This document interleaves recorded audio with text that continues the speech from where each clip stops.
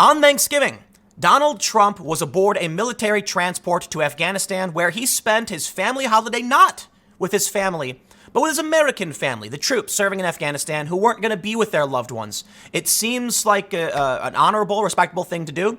I'm sure it was very morale boosting for those troops who got to see him.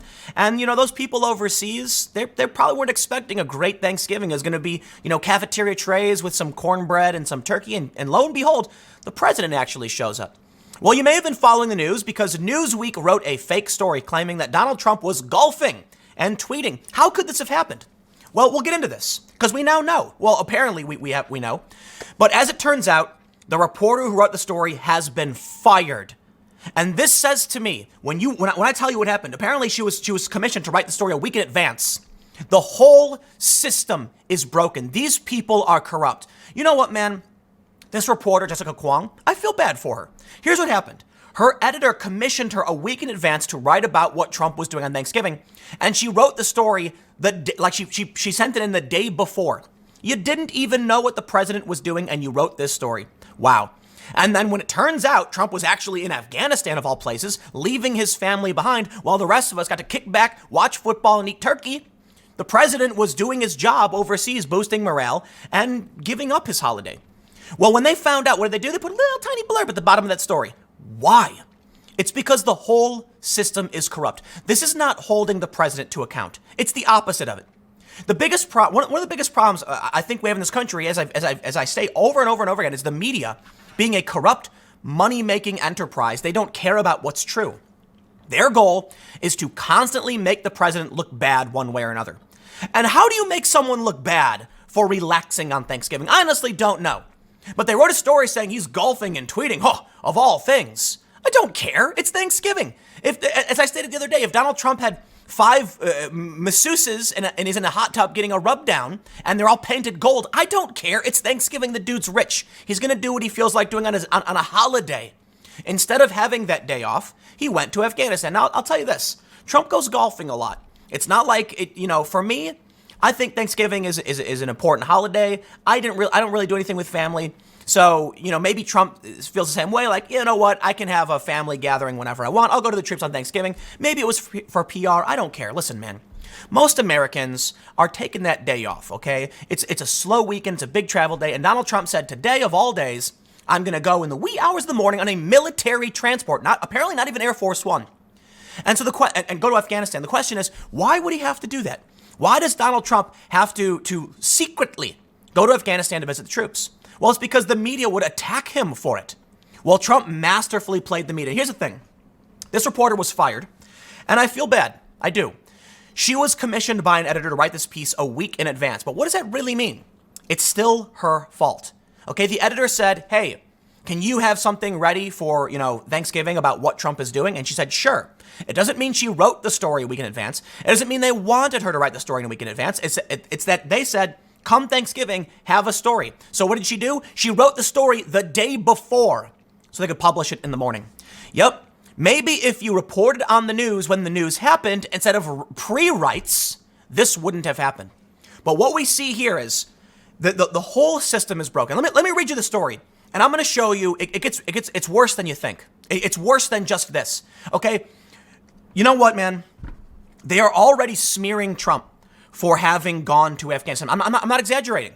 They're accusing him of doing it for a photo op. It's like, you know what, man? You will never win an argument with someone if literally everything they do is wrong.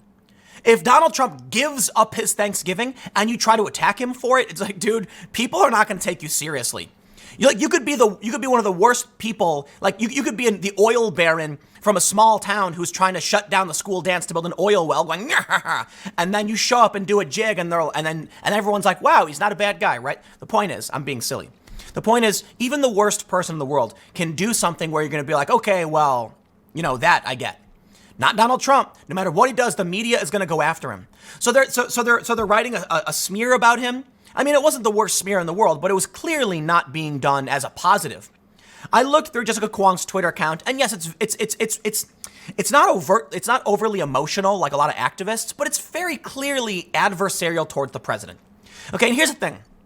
If you want to be an adversarial journalist, much respect. If Donald Trump says, I want to build a wall, and you say, let's talk about the cost, let's talk about the problems, and let's talk about why this doesn't make sense. It doesn't mean you advocate for those positions. It means you challenge people in power. I can respect that.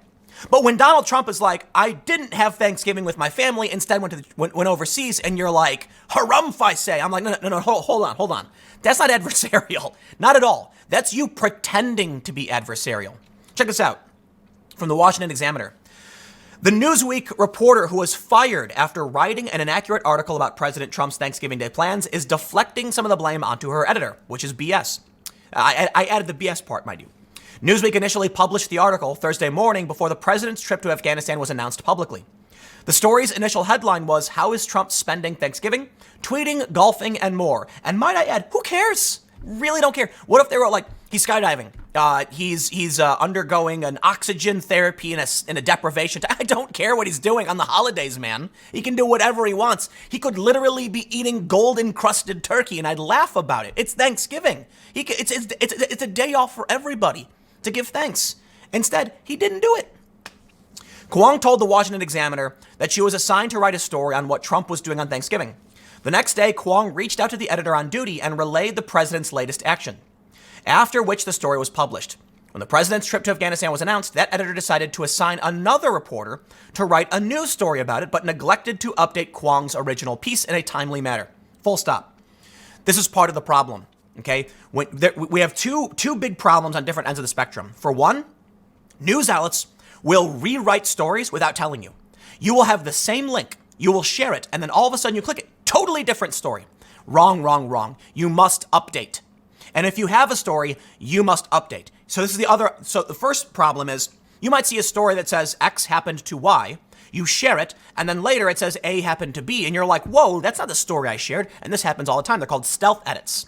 Sometimes they do full rewrites. The other problem is they ignore the old pieces and let the fake news persist. Well, in this instance, she got fired. The story, which received backlash from both the president and Donald Trump Jr., was updated hours later with a new headline, a note at the bottom of the story, and the angle of the piece was changed to focus on the president's trip. However, the first update, as far as I could tell, only put a little blurb at the bottom. I'll say this. It's not necessarily her fault. It is. But no, I'm sorry. It's definitely her fault. What I mean to say is it was harsh to fire her over this. But it shows you how the whole system is corrupt. First, she wrote a story the day early, a day before Thanksgiving. You didn't even know it. It wasn't even Thanksgiving. How could you write about what the president was doing on Thanksgiving before Thanksgiving even happened? You could have waited the next day, checked his schedule, and then sure enough, at 11 a.m. when we found out he had just landed in Afghanistan, you could have been like, whoa, this is huge. The president just did a surprise visit to Afghanistan. Breaking news. Instead, she wrote a story early. So how can you claim to know what the president is doing on a day that hasn't happened yet? Isn't that strange? The whole system is broken. But trust me, it gets worse. Let's read through this and I'll show you how it gets worse. They say, the new headline reads, How is Trump spending Thanksgiving? Tweeting golfing and surprising U.S. troops in Afghanistan. He's clearly not golfing, dude. While the note at the end of the story reads, the story has been updated. Yeah, we know all that stuff. Kwong apologized on social media for the story, saying it was an honest mistake. And edit, the story has been updated after she deleted a tweet about the original story. Quote, Newsweek investigated the failures that led to the publication of the inaccurate report that President Trump spent Thanksgiving tweeting and golfing rather than visiting the troops in Afghanistan. A Newsweek representative previously told the Washington Examiner, quote, the story has been corrected and the journalist responsible has been terminated. We will continue to review our processes and, if required, take further action. Newsweek did not answer additional questions about the editor's status with the outlet or if they would face any consequences over the publication of the story. You know what the problem is? How is it that this reporter did this in the first place? How can a system exist where journalists routinely get away with writing news before it happens? They're called pre-writes. They happen all the time. There have been a few notorious examples. I don't have any pulled up, but yes, it happens all the time. This is one of them. She's probably sitting around like, I'll just write the story tonight. And then she writes up something based on a schedule. Sure enough, it was fake. If she had just waited, check out the story from Politico. They say it's headlined, Behind Trump's secret war zone trip, a Mar-a-Lago escape, a twin Air Force One, and a Twitter plan. So maybe he was in a comfortable flight. I don't know, but they say this. This particular Wednesday, the night before Thanksgiving, ended with Trump escaping Mar-a-Lago without the usual presidential motorcade, a spectacle, boarding a military transport to Washington, and then embarking on a 13-hour Air Force One flight to the heart of America's longest war. So he was on Air Force One, okay. He took a military transport back to D.C. from Mar-a-Lago. Probably not super comfortable. Air Force One's probably pretty comfortable, Although, a lot of people don't know this.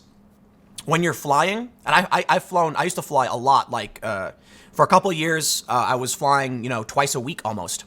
When you're flying, your body is constantly updating to all the shakes, like the turbulence and the minor vibrations. And so it does expend a lot of energy. And that's why you get tired on planes. You also get very dehydrated. It's complicated. So yeah, Trump, gave up his comfort and his Thanksgiving with his family. And I believe they even said that he left Melania behind. So he went and did this on his own. And so, yeah, it probably wasn't super comfortable. But here's what we end up getting. For one, Politico talks about, what happened. We had the fake news, the journalist who pre-wrote. And here's what happens afterwards. I kid you not. Trump's photo op play. Facing impeachment, the president strives to look hard at work. Are you kidding me? You know what, man? They will never give the man one day. And let me explain something to you guys. Because people always like to make fun of me saying things like, Tim always talks about how he doesn't like Trump and he won't vote for him. But then he makes these videos defending him. And it's like, no, hold on. Yeah, yeah, right, okay. Isn't it weird that we're in a place where I can be like, totally understand why people like Trump? Not a big fan of the Republican platform and a lot of those policies. I lean left on a lot of issues, but I think, liberals and conservatives, like true liberals, agree with conservatives on a lot of issues. The issue for me is, how do you get someone else besides Trump? It's, well, you got to give him respect when he deserves it and have cogent and rational arguments for why we should try something different. Now, look, I understand my biggest concerns politically don't necessarily align with the average American. That's a fact. I think foreign policy is a huge issue. I think character is important for a president. And I think Trump, while he has a kind of character that appeals to a lot of people and is great at getting press, you can look at the response from Rust Belt voters. This has been covered. It's not just me when I say this, that Trump's attitude is his biggest downfall. It may be one of his biggest advantages because it gets him the press and it gets him a certain kind of support. But from the people I've talked to and from the interviews, people usually say, they think he's the only one who's actually fighting for America, but they just wish he would stop tweeting or stop saying, speaking this way. Look, he went up at a rally and mimicked body slamming a reporter. It's not the kind of, candor, demeanor that I think is becoming of a president. But you know what? I have no problem. I have absolutely no problem being respectable. Thank you, Donald Trump, for giving up your holiday and going and spending it with other people who also aren't going to be having that same holiday. I respect that. I think he's done some good things foreign policy-wise. Pulling back on the Iran strike was a smart move. I don't care if he started it. All these progressives are saying, don't give Donald Trump credit for canceling the strike on Iran because he called it in. Yeah, and so would literally every other president. Hillary Clinton would have just done it.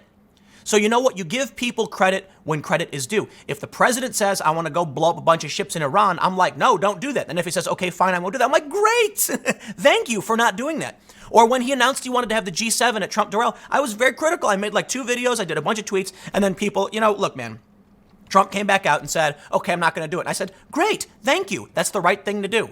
It's insane to me that you either have to love the man or hate him with a passion and think he's the evil incarnate. No, dude. He's just a boastful, arrogant individual.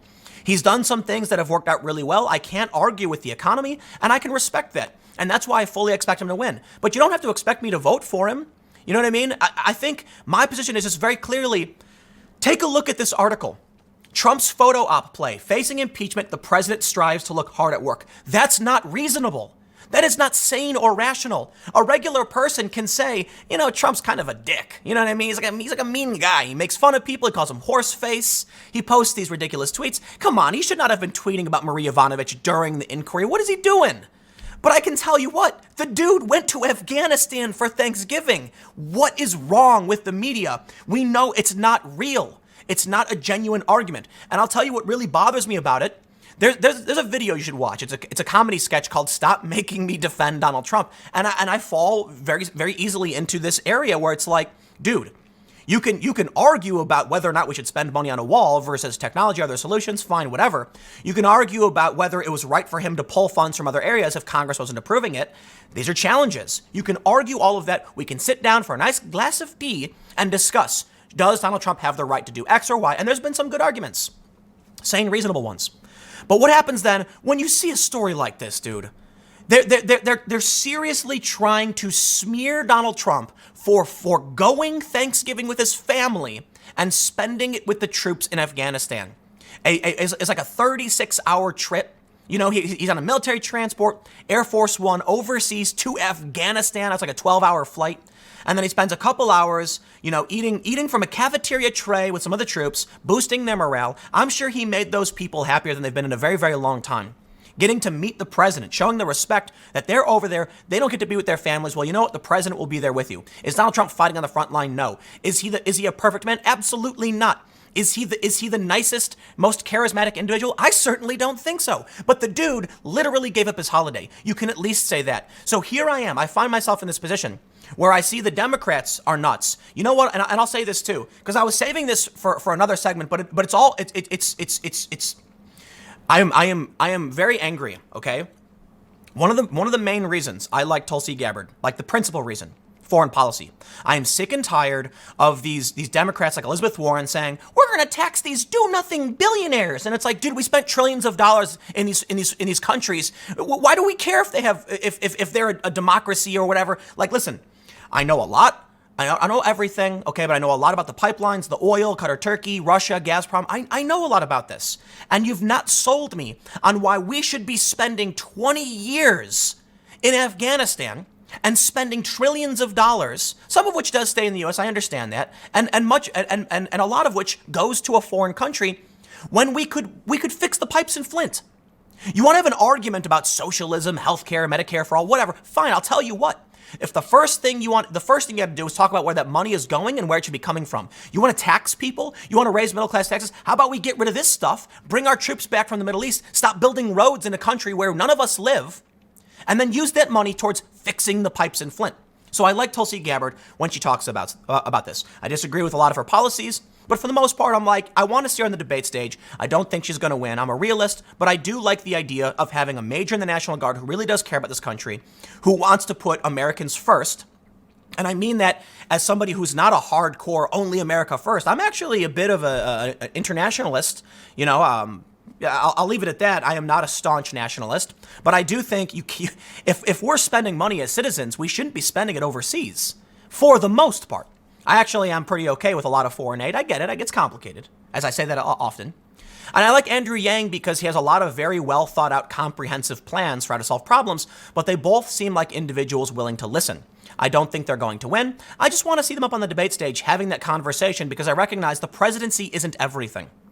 But I'll wrap it up with this. This is a story about a reporter who, before the day even existed, Thanksgiving had not yet happened, wrote a story telling us what Trump had apparently done on a day that hadn't come yet. So yes, you get fired for that. And to the extent you want to blame the editors, it is silly that the editors are saying, can you write an article about this a week in advance? But you got to think about it like you're assigning a writer. Say, hey, come Thanksgiving, can you write about what the president is doing? Sure, but she wrote it a day early. So you know what? It's not just about this one writer. It's about what we get from our media. Why did the Washington Post try to make it a negative and impugn the integrity of Donald Trump when he was giving up his holiday weekend is beyond me. I get it, though. I get it. It's what gets clicks. Instead of saying something like, what they could have written? The president has finally done something presidential, or the president does something respectable. They could have written it. They don't want to. They can't. They can't do it. The orange man bad narrative is an addiction. And so here I am as someone being like, I got to be honest, okay? He's just a president. He doesn't own the world. He doesn't control the world. He doesn't write laws. He can set policies. He can sign bills. He is one branch in a three-branch system, okay? He's appointing judges. He's doing a lot of things. But the president isn't everything. Congress does have power. Senators have power. Congressmen have power. The president has power. But people seem to act like Donald Trump is literally king of the planet. It's like, dude, it's temporary, man. Calm down. But more importantly, and I'll wrap up with this because I said it already, but I'll say it again, You don't defeat Donald Trump by insulting the man for giving up his holiday and going to Afghanistan. And when you want to pre-write a story before something has even happened, it shows us how corrupt the media really is. I'm just, I get so, can they give him one day? He took out one of the most evil men on the planet and they still attacked him for it. He gives up his Thanksgiving holiday, they attacked the man for it. Doesn't mean I like him. It means I understand there's a line of decency where I can say, I disagree with you, I think you can improve your behavior, but I will give you respect for taking out Baghdadi, and I'll give you respect for giving up your Thanksgiving. It's so absurd to me. I just can't, I said it 500,000 times, but the reason I keep saying it, I gotta be honest, is because I feel like no matter how many times I say it, they don't understand, nor do they care. They're running themselves off a cliff. They're chasing a narrative that is so insane, they're making fun of a guy for flying to Afghanistan on Thanksgiving. How insane is that? It's one of the most insane things I've seen. I gotta admit, the Baghdadi thing, that was insane, okay? This is insane. It's like, even Nate Silver of 538 was like, dude, can you not give him one day? You're not gonna convince anybody. Because they're gonna look at you and they're gonna say, I don't believe you. Donald Trump could rescue a bag of puppies, a big bag of dozens of puppies from a burning building, come out gasping for air and fall to his knees, burned and charred, and save those puppies. And his last dying breath said, I did it all for the puppies. And they would still attack him. They would be like, Trump tries to make himself look good, sacrificing himself for puppies. It's like, dude, you know what, man? Okay, I'm gonna wrap it up. Otherwise, I'll say the same thing a million times, but you get it. I'll see you all at 1 p.m. on this channel. Thanks for hanging out.